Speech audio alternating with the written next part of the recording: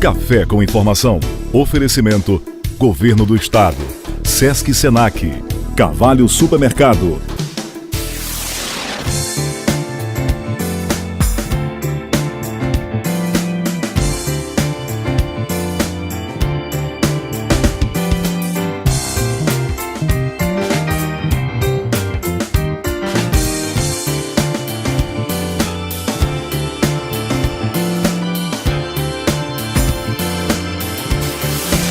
Café com informação.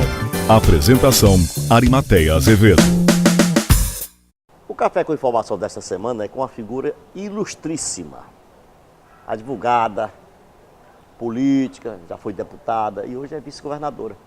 A Margarete Coelho. Foi difícil encaixá-la nesta semana no Café com informação. Não pela agenda do Café com informação, mas pela agenda dela. Dá para você ver ao longo dessa entrevista o que ela tem feito. Nesta semana mesmo ela foi designada, não sei se ele guardou, mas ela vai me dizer, chefe de um grupo que vai estudar a história lá da revitalização do Rio Piauí, na região, lá no semiárido. Mas também ela tem outras incumbências. Está indo a Brasília para se encontrar com o ministro de tribunais superiores.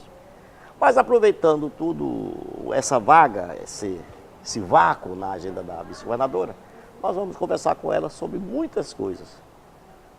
Sobre os estudos que ela ainda estuda, sobre política que ela faz sempre. E aí, vice-governadora, o que a semana para a senhora representou a partir da sua visita hoje até um templo, acho que é um templo de Candomblé, o que é? Candomblé, exato. Ari, olha que alegria enorme participar do seu programa. Eu venho acompanhando, né, o seu trabalho, não é de agora, é de muito tempo. Sei da contribuição fantástica que você tem dado ao jornalismo do Piauí e do Brasil, sempre inovando, sempre com a melhor informação, sempre com um respeito muito grande pela opinião contrária. Quando o Ari escreve qualquer coisa que a gente não concorda e a gente se comunica com ele, ele está sempre disposto, sempre aberto a dar ênfase, né, às nossas tréplicas e às nossas réplicas. Isso denota mesmo esse jornalista competente que ele é, mas acima de tudo comprometido com a boa notícia. Uma alegria enorme estar aqui com você.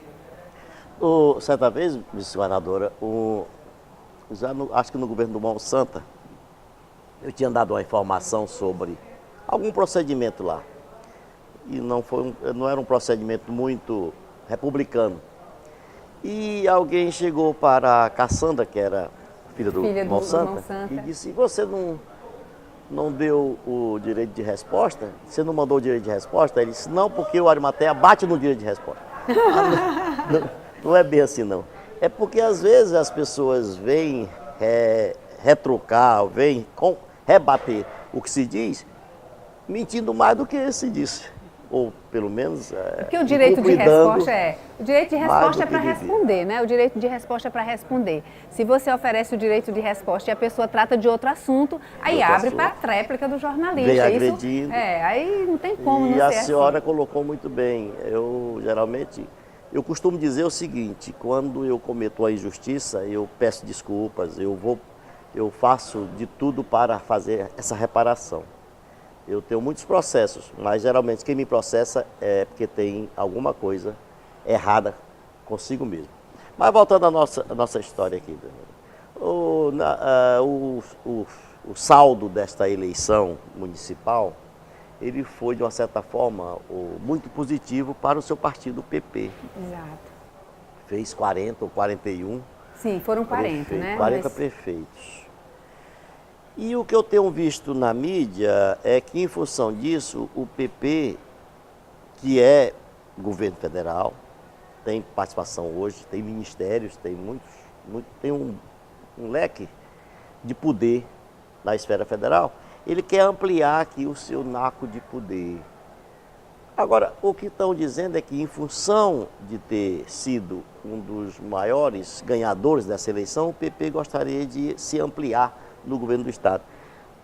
Isso aí não estaria mudando, de certa forma, um critério que é adotado pela gestão é de que o tamanho do partido no governo é em função do seu tamanho na Assembleia ou na Câmara Federal? Olha, se o critério for esse, então o Partido Progressista teria que ser o maior na base do governo Wellington Dias, tendo em vista que dos partidos que estavam durante a eleição, que compuseram e que compõem a base do governador Wellington Dias, o Partido Progressista é o que tem o maior número de deputados estaduais, é que tem o maior número de prefeitos, né? E também tem uma boa bancada de vereadores Piauí afora, inclusive em Teresina. Mas quando a gente fala que o PP quer aumentar a base, veja, o governador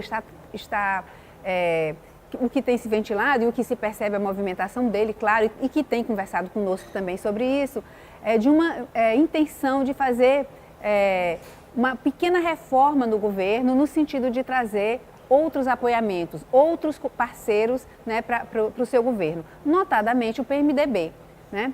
Então, o que o Partido Progressista disse e diz, e continuamos dizendo, é que nós queremos que seja qual for a reforma pela qual passe o governo Wellington Dias, que o tamanho do Partido Progressista e o fato de ter sido companheiro de primeira hora, todos lembramos, foram os dois partidos que sentaram primeiro, que se coligaram primeiro, que foi o PP e o PT. Numa conversa muito bem articulada, numa coligação muito bem articulada entre o nosso querido senador Ciro Nogueira e o governador Wellington Dias. Então, o que se diz é isso, o PP quer preservar o seu espaço, o espaço que conquistou. Porque esse espaço tem que ser proporcional à responsabilidade que nós assumimos quando fomos para a campanha, quando subimos no palanque, quando pedimos voto. Então, eu acho que isso é uma questão inteiramente natural, acho que é legítimo o Partido Progressista pleitear, manter seus espaços e, quem sabe, se houver possibilidade, ampliar. Primeiro, porque foi um companheiro de primeira hora. Segundo, porque o partido tem muito bons nomes, né? Tem nomes técnicos que podem contribuir com o governo Wellington Dias. E depois, porque também tem uma boa bancada na Assembleia Legislativa. Então, essa é a posição do partido. Já teria cargo definido? Por exemplo, falaram nesses últimos dias que a Secretaria de Saúde seria ocupada por alguém, indicação do PP? Não, na verdade, o que se tem especulado é que a Secretaria de Saúde seria ocupada por alguém do PMDB, tendo em vista, né, o aportamento do PMDB na base do governo Wellington Dias. Mas o governador, o que tem de fato, Ari, o que tem se tratado com o governador Wellington Dias? Passaram as eleições municipais, isso não foi novidade para ninguém. Primeiro houve um estremecimento na base, lá no início, quando o PP, em nível nacional, decidiu sair da base da presidente Dilma e votar a favor do impeachment, né? Houve um pequeno estremecimento, houve ali um momento de tensão no partido, mas... não estremeceu aqui? Não estremeceu aqui. Isso foi uma conversa... Claro que o Wellington fez todo o possível para que o PP não saísse. O Ciro também fez. Eu sou testemunha disso. Sou da Comissão Nacional do Partido. Participei de várias reuniões. Vi o esforço que ele fez. Vi quantas vezes ele chamou líderes importantes do partido e disse, olha, votar contra o impeachment é votar contra mim. Mas a partir do momento que o partido, 90% do partido, né, ficou de fora só o Piauí e a Bahia, né, que não queriam romper com a base, que o partido decidiu que sairia da base da presidente Dilma e que iria votar a favor do impeachment, não cabia outro papel ao Ciro como presidente do partido, senão coordenar, né, organizar este apoiamento, que foi o que aconteceu. Então, com relação ao governador Wellington Dias, isso claro que o governador não ficou satisfeito, todos sabemos o quanto que o Wellington é petista, o compromisso que ele tem com o partido e que ele tem com a presidente Dilma. Mas foi uma conversa adulta, uma conversa madura, uma conversa franca entre os dois e essas dificuldades ficaram de ser superadas em nível local. Então, a eleição municipal, né, como toda eleição municipal, mexe com a base inteira dos partidos, não só do PP, não só do PT. Então, houve ali alguns municípios onde o acirramento entre os dois partidos foi maior, né? Vamos citar o caso de Pedro II, vamos citar o caso de Picos e de outros partidos menores no interior. Mas houve também momentos de coligações fortes, de coligações bem-sucedidas, como é o caso, por exemplo, de São Raimundo Nonato, uma das maiores cidades do Piauí. também em Floriano, uma grande cidade do Piauí, que houve um congraçamento completo, né, entre o governador Wellington Dias e o Ciro na eleição municipal. Mas alguns resquícios aqui e ali. Mas... Sendo a senhora de um partido, certamente responderia que não iria se meter na economia interna do partido, diante da pergunta que eu faria.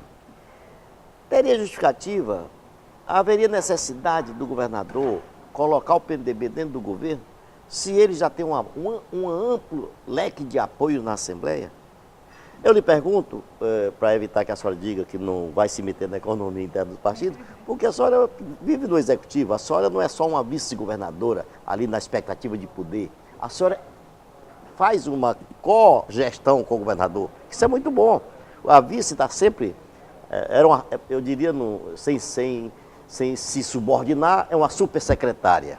Então, eu quero que você responda, tem necessidade do Wellington trazer o PMDB, uma vez que ele já tem folgado a maioria na própria Assembleia Legislativa?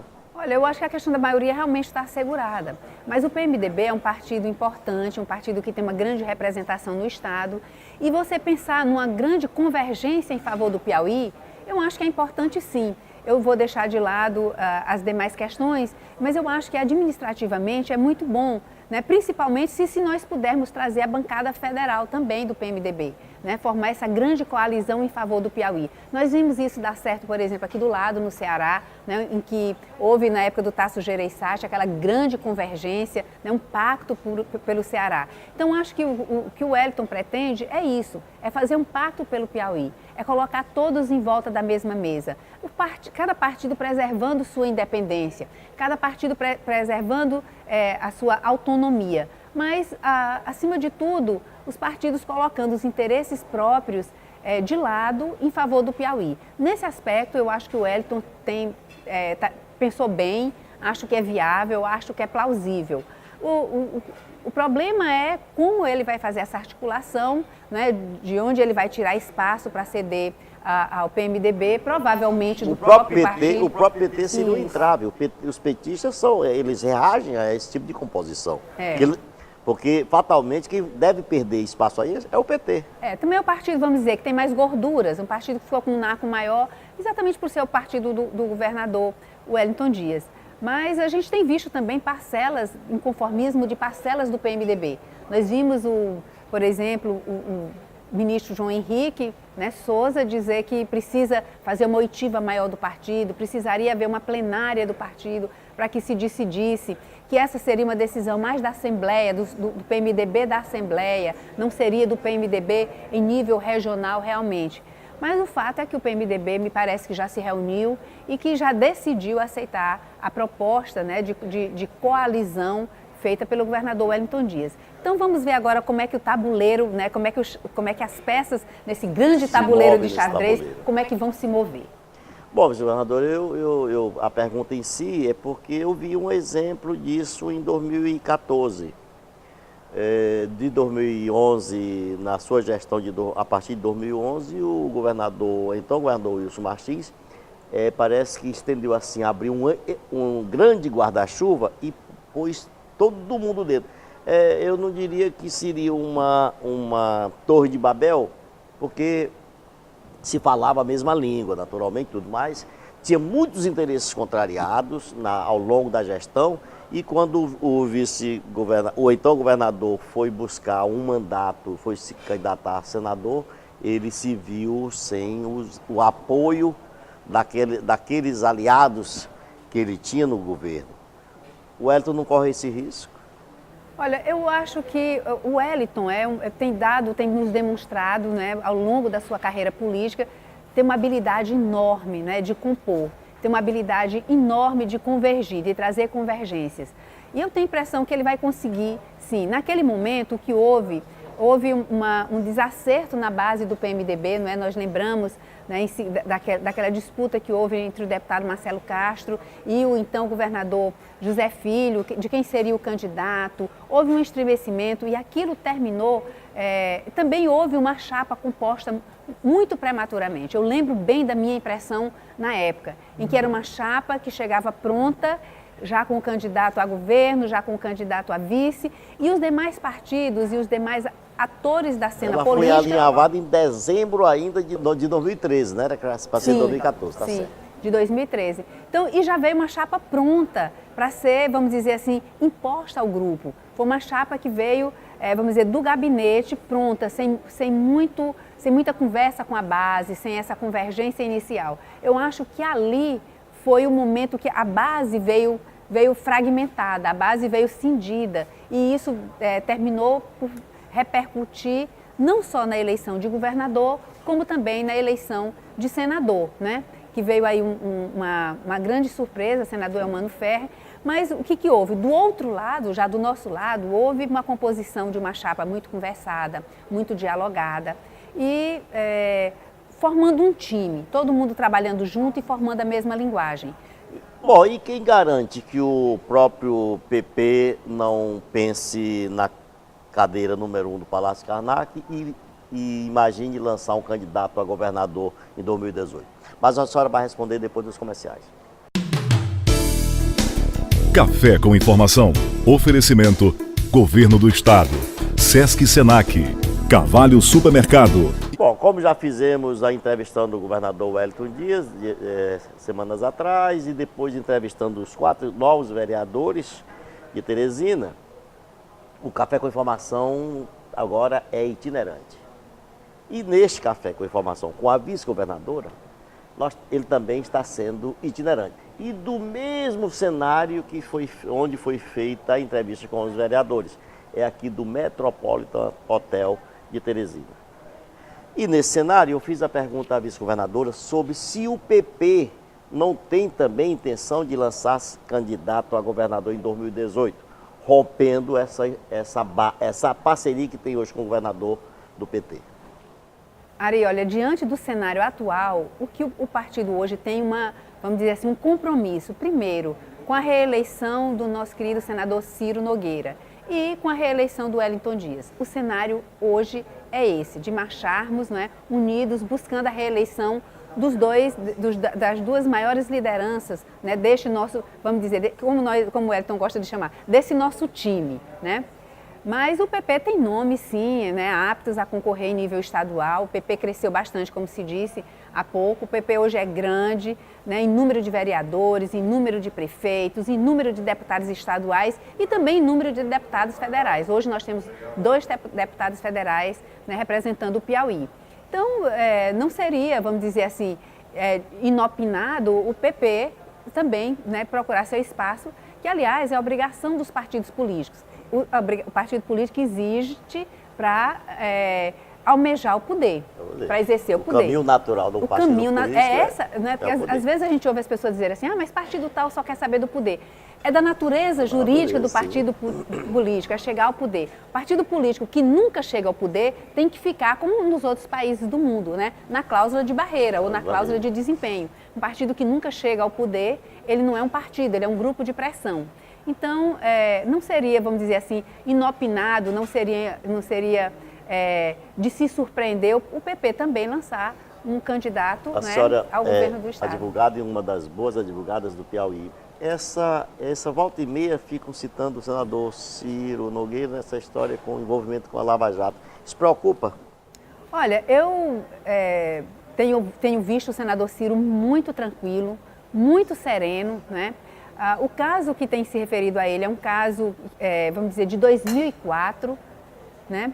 E, enfim, um caso que não sei se está sendo requentado agora, mas é um fato que supostamente teria ocorrido em 2004.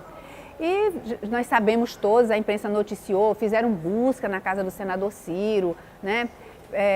Já fizeram inúmeras investigações e, por enquanto, não passou disso, né? Então, eu tenho inteira confiança nele, né? Confio na palavra dele. O que ele tem dito nacionalmente para o partido é que está tranquilo e demonstra essa tranquilidade, demonstra essa serenidade com relação ao caso. Agora, quem está na vida pública, né, tem a vida mais, está sempre exposto a esse tipo de investigação. Eu disse aqui agora no início da entrevista que a sua agenda ela é pontuada de os mais diversos assuntos. E um deles, que chega até a surpreender, Essa é a história de que você ainda é estudante, continua estudando, até me lembra o Paulo Freire, a história do aprendizado sempre, né? De anos atrás eu estava em São Paulo e aí encontrei de uma felicidade sem fim. Tinha acabado de concluir o mestrado. O mestrado, é. E agora está fazendo doutorado. Estou fazendo doutorado. Eu estava muito feliz naquele dia. Eu tinha concluído o meu mestrado, graças a Deus, de uma forma muito satisfatória para mim, para minha satisfação pessoal. Tinha tirado 10 pleno da banca, lembra que eu estava comemorando Exatamente. isso? Graças a Deus tinha tirado a nota plena em todas as notas de todos os avaliadores. Hoje essa dissertação que eu defendi naquele dia se transformou em um livro, graças a Deus um livro que já está indo para a segunda tiragem, não é ainda a segunda edição, é a segunda tiragem. A primeira tiragem foram 3.000 livros, a editora já me informou que já está se esgotando, já pedindo autorização para fazer mais uma nova tiragem, né? Que você inclusive me deu a honra de ser um dos seus leitores, que é a Democracia na Encruzilhada. E estou agora fazendo meu doutorado em Direito e Políticas Públicas, né? Fazendo no Uniceub, né, em Brasília, como a gente chama, um DINTER, né, um doutorado à distância. E continuo fazendo minhas palestras, né, Brasil afora.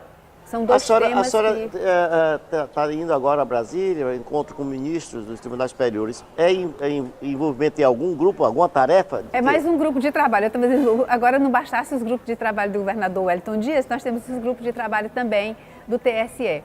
Bom, todos nós, não só nós mulheres que militamos na política, mas todos os estudiosos e a própria justiça eleitoral, nós ficamos todos bastante estarrecidos, por assim dizer, com o resultado das eleições, com o baixo desempenho das mulheres. Eu, da minha parte, Ari, eu te confesso que eu esperava uma surpresa bastante favorável nesse pleito. Primeiro, porque as eleições municipais, elas são eleições mais fáceis para as mulheres, porque elas podem fazer campanha muito perto de casa. E também diante de toda uma mobilização nacional que nós fizemos, eu participei de eventos a convite dos TREs, Brasil afora. Eu acho que eu fui nos 18 estados fazer palestras sobre a importância da participação da mulher na política. E as OABs, todos se reuniram em torno disso. O próprio TSE fez uma campanha belíssima, incentivando a participação da mulher na política. E o que nós vimos foi uma grande frustração. Algumas bancadas, por exemplo, como a de Teresina, diminuiu pela metade o número de mulheres. Então, o que aconteceu? Por que não funcionou? O que continua, vamos dizer assim, embarreirando, dificultando, obstruindo a participação da mulher na política? Então, na quinta-feira, nós teremos um almoço com a ministra do TSE, Luciana Lócio, que é uma grande militante também, fazemos parte de vários grupos de estudo. A convite do próprio ministro Gilmar Mendes, que recomendou que nós fizéssemos esse grupo de trabalho, né? E na sexta-feira, o grupo de trabalho se reúne pela primeira vez para buscar as respostas, para buscar as saídas, ver se o problema é na legislação, ver se o problema, na minha opinião, está nos partidos políticos que não abrem muito espaço para a participação das mulheres e nem candidatam mulheres competitivas. Governadora, o Brasil precisa ter esses 30 e poucos partidos? Olha, eu acho que o Brasil poderia ter até mais, desde que esses partidos demonstrassem um mínimo de desempenho. Como a gente falava há pouco, tem um partido político que nunca elegeu um deputado, que nunca elegeu um senador, que nunca elegeu um governador. Será que esse partido político tem representatividade? Se transforma em sigla de aluguel. Então, em lugar nenhum do mundo, o nosso modelo se aproxima muito do modelo da Alemanha. E na Alemanha, o partido tem que ter um desempenho, tem que demonstrar uma aptidão para chegar ao poder, porque senão ele se extingue. Então, aqui no Brasil, eu acho que nós precisamos de partidos.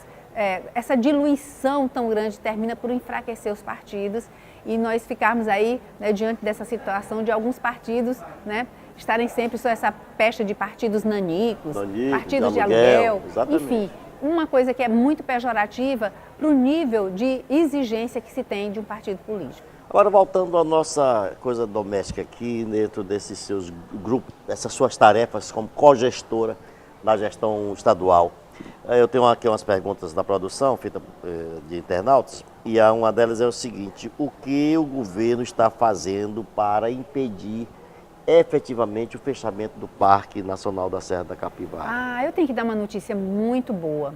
O grande problema do Parque Nacional Serra da Capivara é um problema financeiro, né? O parque estava aí já há alguns meses sem receber nenhum centavo. Durante o ano passado, Ari, para você ter noção, o dinheiro que o parque recebeu foi o dinheiro que o estado do Piauí repassou. Então vamos lá. O Parque Nacional Serra da Capivara é de administração federal, é do ICMBio.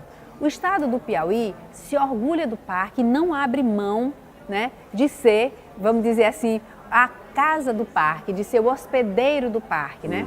E diante disso, o estado do Piauí, nessa gestão notadamente, tem feito convênios e através desses convênios feito repasses para a Fundan administrar o parque. Depois que nós terminamos, nós tínhamos um convênio no ano de 2015 de 540 mil, nós repassamos esses 540 mil, foi o único dinheiro que o parque recebeu o ano passado. Esse ano nós fizemos um convênio de 740 mil, que vão ser repassados em 9 parcelas, o de 540 nós repassamos em 3, em 8 parcelas repassados à Fundan. Com isso, né, semana passada, nós repassamos 2 parcelas. Então o parque estava realmente com uma situação financeira gravíssima, uma situação mesmo de penúria, e nós, naquela burocracia de realizar esse convênio, para passar para a Fundan a gestão do parque. Nesse momento, a situação do parque é de extrema tranquilidade. Eu fico muito feliz em dizer isso. Por quê? Além do parque, nós termos viabilizado o convênio com o Estado, estarmos repassando rotineiramente, já repassamos, como eu disse, 2 parcelas, né? E agora, a partir de agora, vamos repassar as restantes.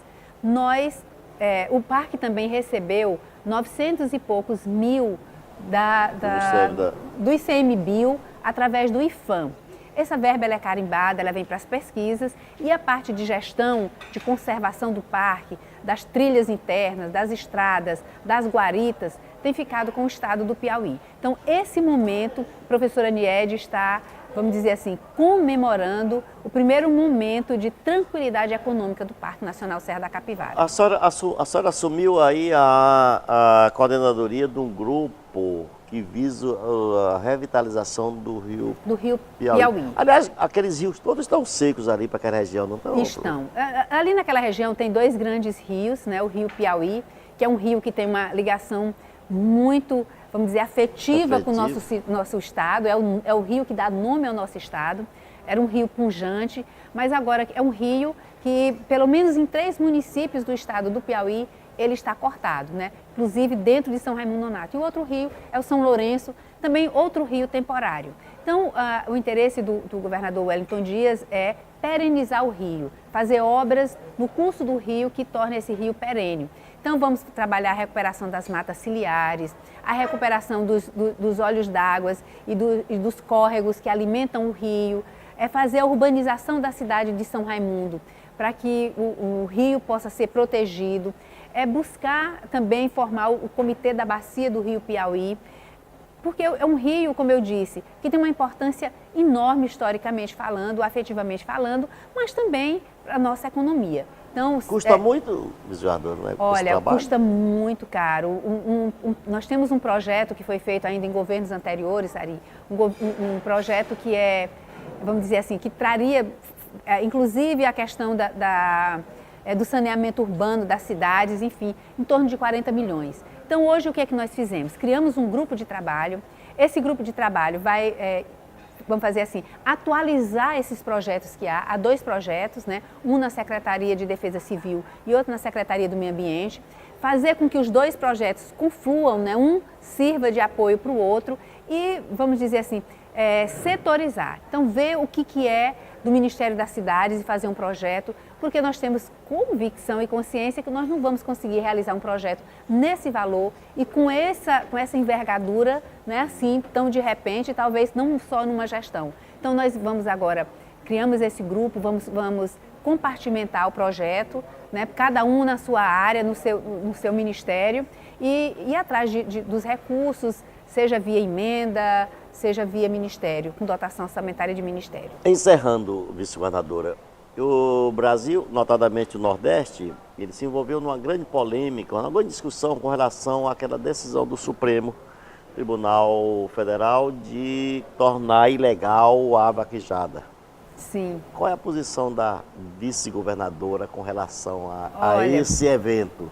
Eu acho que, primeiramente, assim, grosso modo, eu sou a favor de manter as tradições, de manter a nossa cultura. E a vaquejada está na base da nossa cultura. Agora, sou a favor também de que se criem regras claras, definidas, rígidas, né, para que o animal seja preservado, para que o animal sofra o menos possível. Então, vamos dizer assim, alguém que maltratou o animal quebrou a pata, quebrou o rabo do animal, enfim, maltratou o animal, não teve o devido cuidado com o animal, esse competidor ser, vamos dizer, desclassificado. O bom seria não maltratado, né? Pois é, então, enfim, é uma discussão enorme. Há quem diga, olha, você é contra a vaquejada, mas você come carne vermelha, né? Você é a favor de vaquejada, mas você come frango, porque, enfim... De qualquer maneira sacrifica, né? De qualquer maneira sacrifica.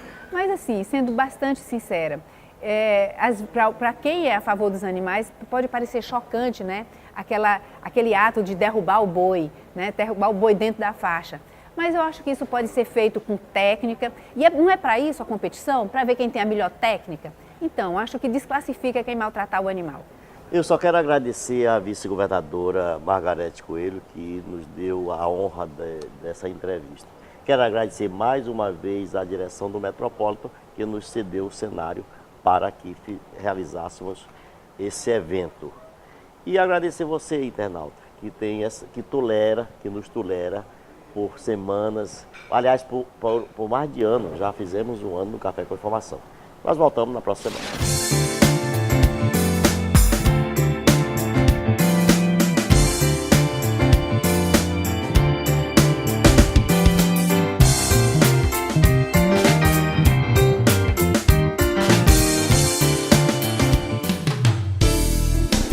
Café com Informação. Oferecimento: Governo do Estado, Sesc Senac, Carvalho Supermercado. Café com Informação. Apresentação: Arimateia Azevedo.